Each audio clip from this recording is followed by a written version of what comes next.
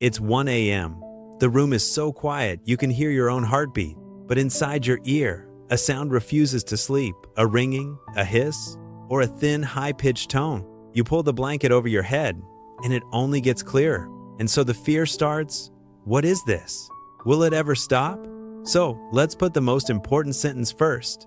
This sound almost never means danger. In the next few minutes, we'll make sense of it together. Here's a sentence worth repeating to yourself. Tinnitus is a sound your brain creates, not a warning from your ears. It is not your imagination, and it is not a hallucination. It is real neural activity inside your hearing system. Roughly 10 to 15% of people worldwide experience tinnitus.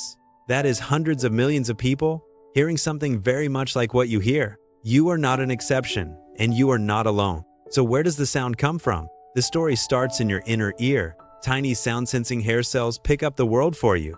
Nuance, âge, or sometimes no clear reason at all can make some of them respond less. On certain frequencies, your brain starts receiving less input, and the brain does not like silence on a channel it used to hear, so it turns up its own internal gain, like turning up the volume on a radio that has lost its station. The static you hear is that amplified internal activity. This explains three strange things.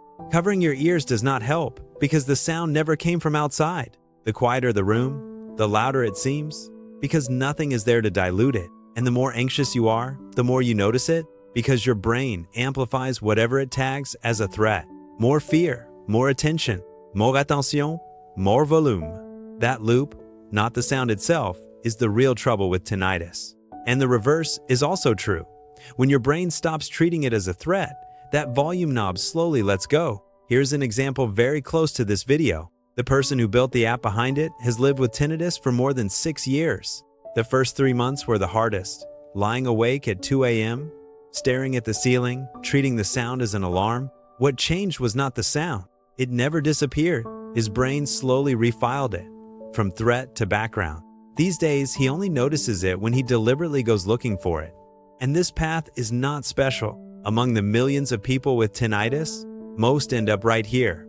The sound remains, and life goes on. Finally, 3 things you can do tonight. First, don't sit in total silence. A little soft background sound, rain or ocean waves, gives your brain somewhere gentler to rest. Second, draw a clear line for your worry.